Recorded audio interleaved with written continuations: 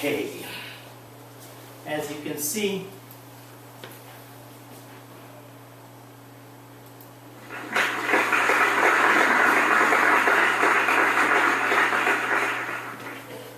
okay, thank you very much. What I'm going to talk about are, after you have done your studies, what do you do in life?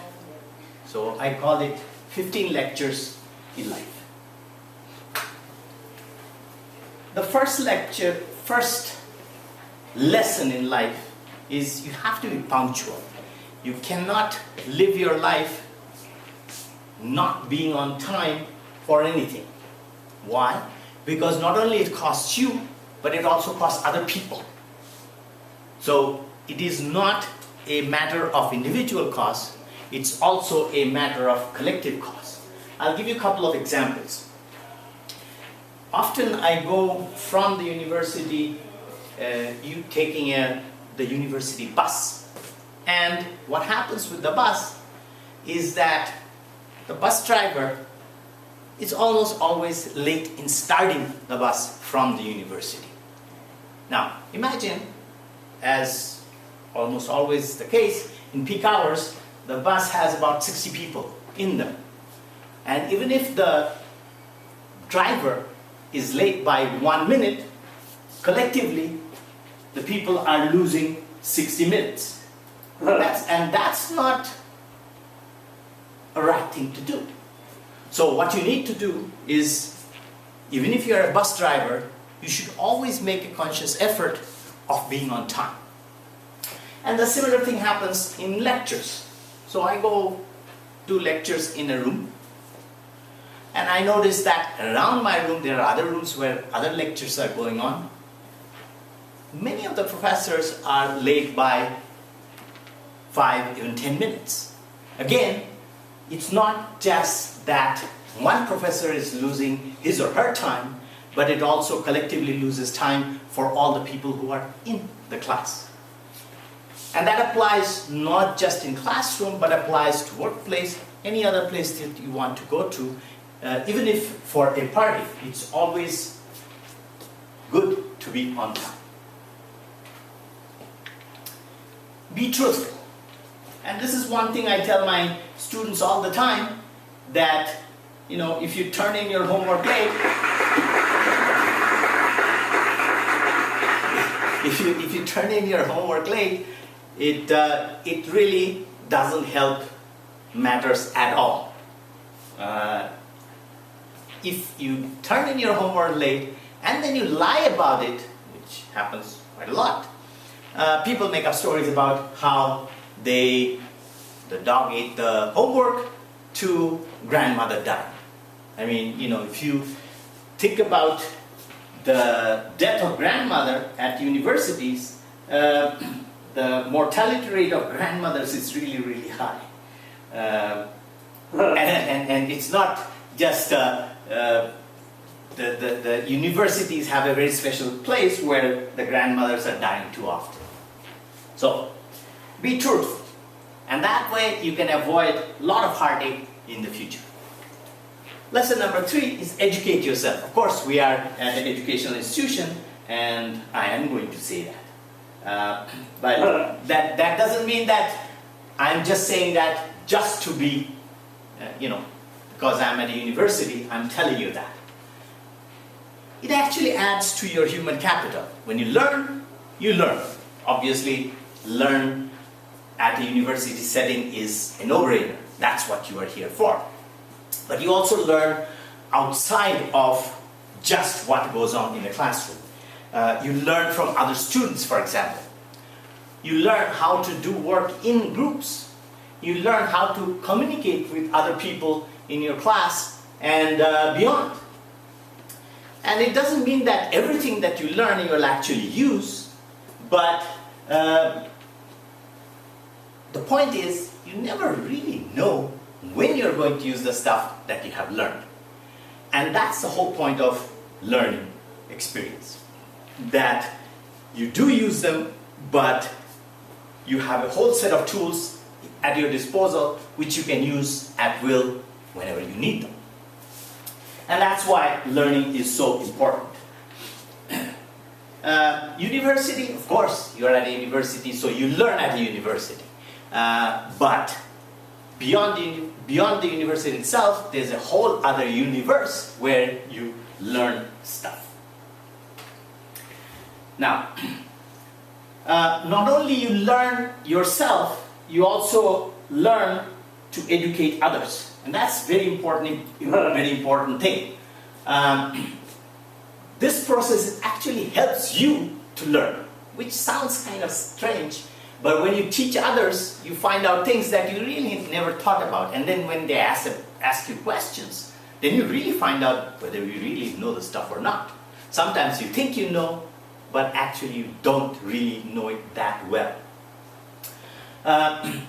So I started out my life, I thought I'm never going to be a teacher, that's not my thing, but I ended up as a professor. And so in the last nearly 40 years I have been doing exactly that, teaching. Is teaching a good way of life? Yes, it is.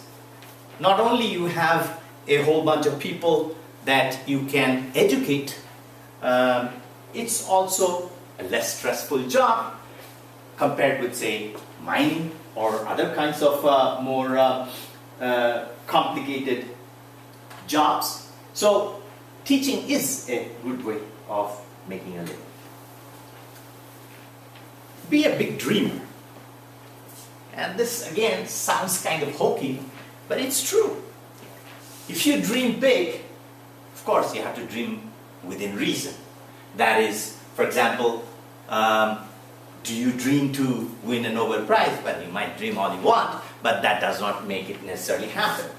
And that means that when you dream about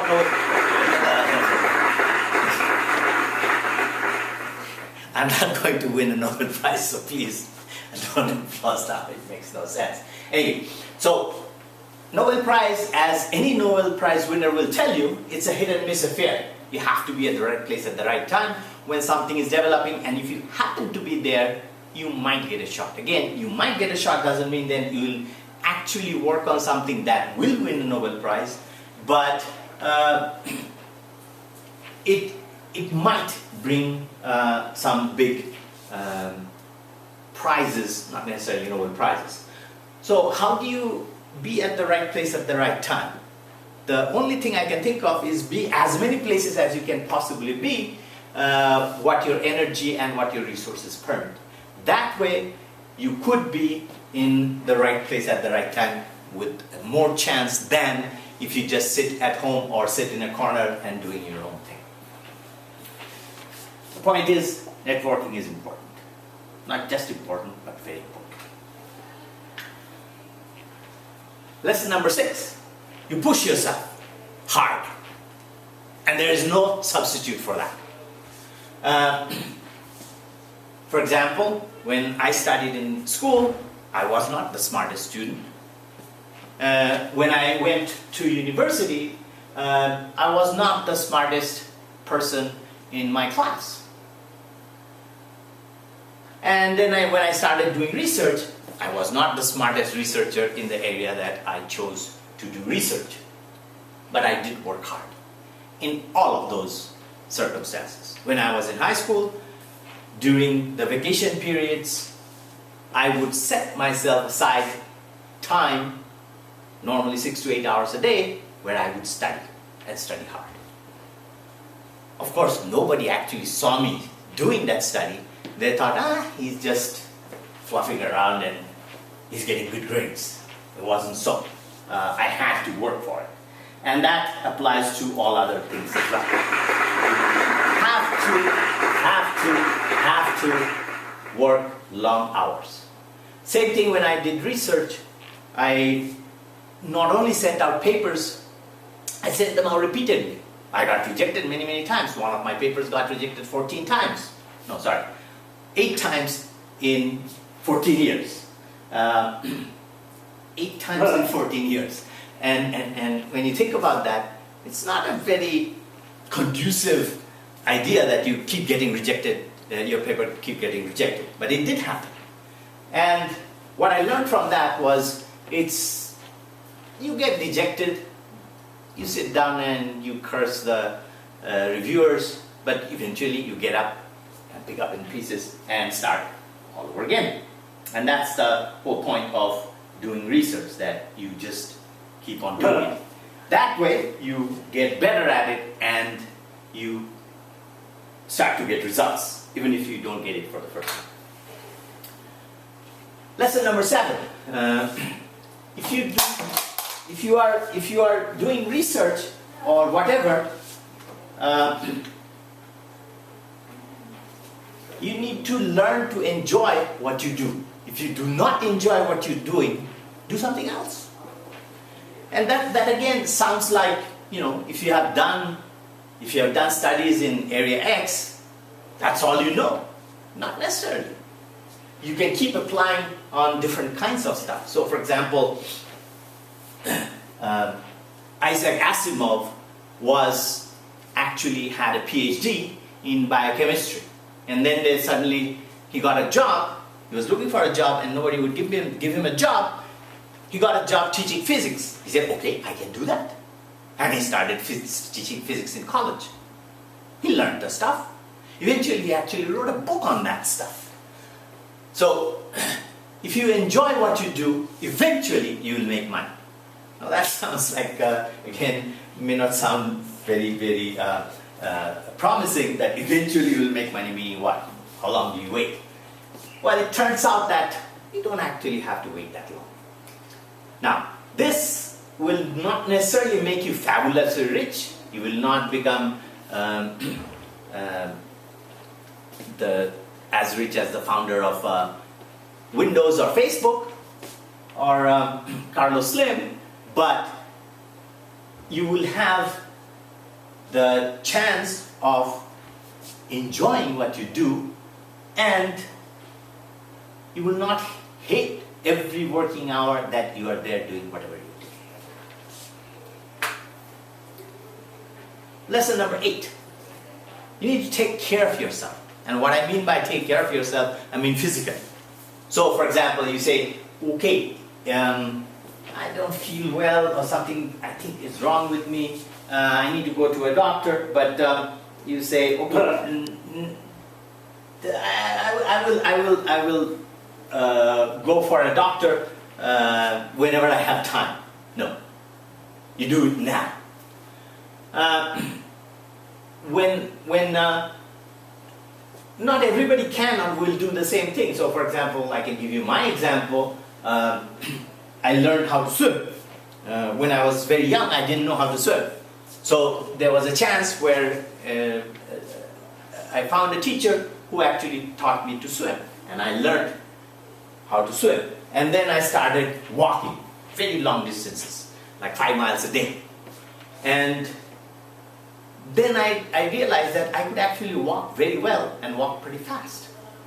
As a result, in college, in my first year, I became a champion walker for the college, even though I have never ever won a prize on walking before, because my school did not have a walking competition, neither did it have a swimming competition. So I never got to actually compete in any of this stuff in school. I learned yoga, and it started out with a problem in my tonsillitis, and I learned how to do yoga. Then I got better at it, then I studied it seriously, and then I started teaching them first in a gym, and then I started doing it at universities that I taught at in various continents. Eventually I even taught them to my executive MBA classes, and these kids, I shouldn't call them kids, they are all grown people, and they were all very serious people, and they didn't know how to relax. So what I really taught them is how to relax, and they did. And eventually that made them not only happier in their work, but also at home and other places. In fact, one of them later on told me that he stopped drinking as a consequence of what I taught him. So it does have lots of other benefits that you can think of. Now, so taking care of yourself is a very, very important part of your life.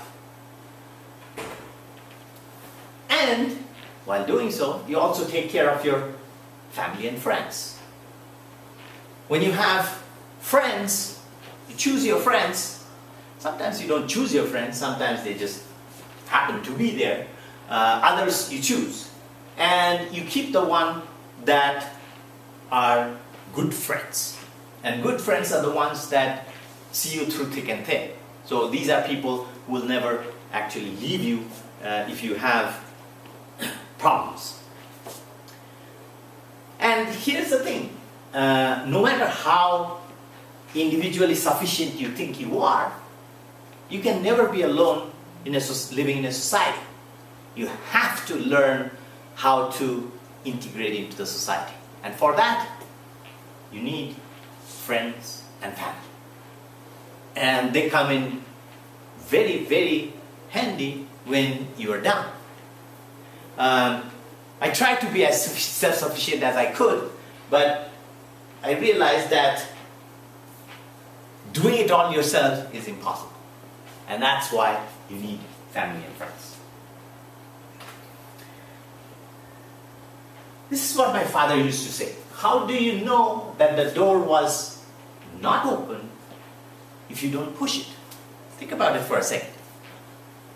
You see a door which is closed, and you don't know whether it's open or closed. How do you know if it is open or closed? The only way you can ever find out is push it. And that's what my father taught me, that you try. Don't give up just by looking at it saying that it's too hard, it's too difficult, I can't do it. Unless you actually try. How do you know? You cannot. I'll give you one example. When I lived in Minneapolis while I was doing my PhD, there was a guy named Ed. And Ed had this habit. Every time he would go out just to go and have lunch, he would find somebody, some woman, and say, let's go out tonight. And most of the time the women would reject him. But he didn't give up. And so I asked him, why do you keep doing that? Isn't it kind of humiliating? He said, really, that depends on your objective. My objective is to go out with as many women as I possibly can. And most of them refuse, that's fine. As long as I have a companion whenever I want, that's all that matters. And that's all it is. So, fix your objective and look at it this way, that even if a few offers that you might get do not pan out, that doesn't ruin your life. You can still have a whole bunch of other people to go out with you, and that's all that matters. And it's not just a matter of going out with somebody, it applies to all walks of life. And Ed was the epitome of that. I learned that from him, and that was a very valuable lesson. Even though I myself never actually have been able to implement that the way Ed would, but hey, I learned something. Lesson number 11. Get your associate also to dream with you. And this is another important lesson. I get my students, since I'm a professor, I get my students to dream big. They are not always convinced that they really can. So, what you have to do to them is try to imbue in them their own belief. And when they accept that challenge, it's really a marvel. They do very, very well. And when I'm doing something and I need other people's help, whether my students, whether my colleague or whatever, I get them to dream with me. If we have lined up our own destiny with theirs, then they're going to be pulling in the same direction. And that's how you succeed in your project. And then they listen to you, and then they say, hey, it works. Right? So that's how you do these things. It doesn't work, by magic. It actually, you have to get them to think with yourself and believe in what you believe in and work for the same project. Make their success equivalent to your success. Lesson number 12. It's never too late to learn new things. I was very bad at programming. I learned Fortran, old version of Fortran many years ago. Then I never actually used it. And then in graduate school, I needed to learn, I needed to do some simulations. So the only program I had at my disposal was BASIC. So I learned it and then used it.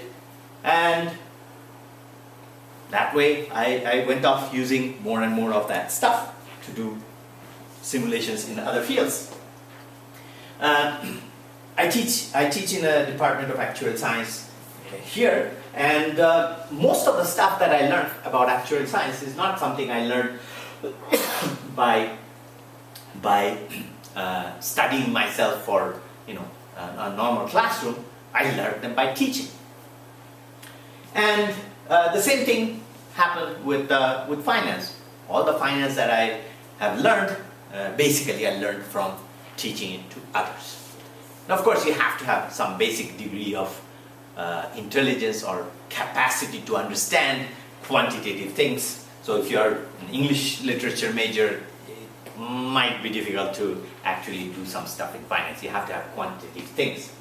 But on the other hand, I moved to Mexico at the age of 40, and then I learned Spanish.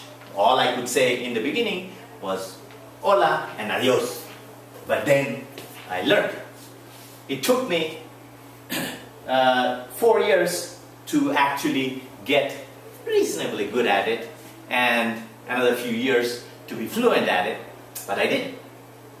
And people told me that you cannot learn language when you go past 40. I'm the living proof that you can. And I believe anybody can. As long as they make a commitment. The important thing is you make a commitment to anything and then you learn. I don't believe in this thing about 10,000 hours gets you to become an expert on anything and that sort of thing. Nevertheless, it varies a lot from person to person, but you learn the stuff and you can do it. A very good example of how you can learn things even if you do not have a proper training, if you like, is my hero Michael Faraday. Michael Faraday had no formal education. So what did he do? He worked in an office as a bookbinder. So his job was physical labor.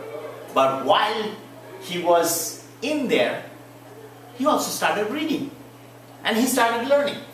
So basically he educated himself. And in the beginning he learned everything that he could possibly learn. And then he became more selective, got himself into physics. And in those days, they used to give Doctor of Law for anything that you learn. And then he was so full of humility, when he was offered knighthood, he said, I do not deserve a knighthood. So he refused to that position. He was a scientific par excellence. And he became a member of the Royal Society, again, when people elected him as the president of the Royal Society, which was really the most important kind of job that you can have at that time. He refused to become the president of the Royal Society. So Michael Faraday is really the greatest scientist that ever was. Lesson number 14. Most people do not realize that life is really an accident. There's a quote that says, life is what happens to us when we are making other plans. And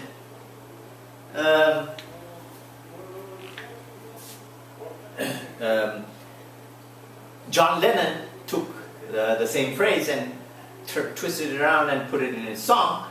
But that's really true, that you need to be at the right place at the right time. Faraday just happened to be there when Sir Humphrey Davy needed an assistant, so he linked to him and became an assistant to Davy, and off he went. In my working life, I have moved to various countries. I went to do my graduate studies in the US, in Minnesota. Then I went to Singapore. Then I went to Australia, and then I came to Mexico. Now, if you say, well, did you plan all of that? Not at all. In fact, every single one was an accident, a lucky, happy accident. But I didn't plan my retirement. Some other time I'll talk about that, about my retirement plan. But anyway, so yes, you do have to make plans for certain things, but you look for the opportunity where some happy accident happens. And if you try to be to many places, as many as you can, then sometimes these lucky accidents do happen.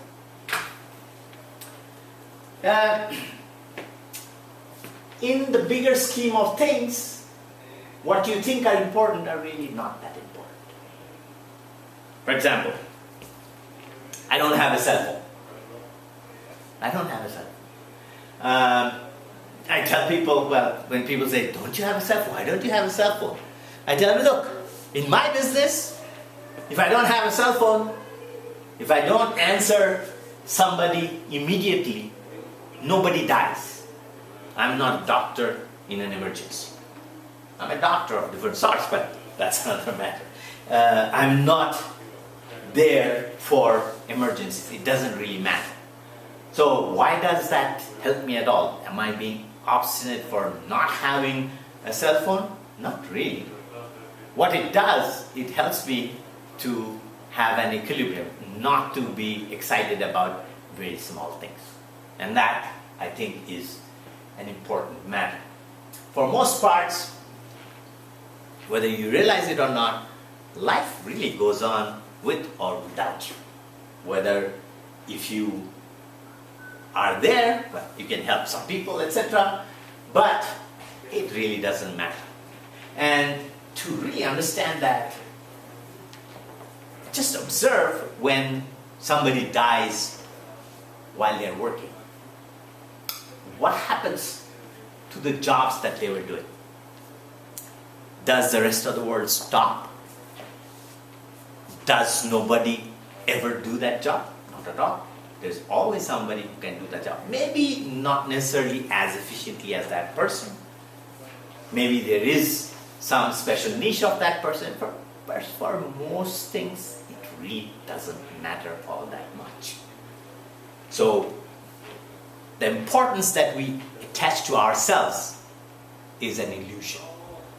And you should not have that illusion about yourself. So once you place yourself at the right spot, you realize that it's really not that all that important. Even bigger scheme of things. Think about the whole world. There are 7 billion people who are living at this moment. Give or take a few million. There were 108 billion people ever lived. So as an individual, you are very small. So am I. So is anybody else. No matter who that person is, whether it's President of the United States or Prime Minister of India or whoever it is, each individual really does not matter all that much, even though we would like to believe that. In 4.5 billion years of history of the earth, 100 years lived by one single person is really of no consequence. No consequence to the earth, much less to the universe. And if you take the whole universe, there are 400 billion stars in our Milky Way galaxy. 400 billion. So each star has a bunch of planets. And if you think about the whole universe, there are 170 billion galaxies. So multiply all of that, there are 10 to the power of 24 stars in the whole world. And for that, one single individual in one single planet, in one corner of the universe, is really, really insignificant and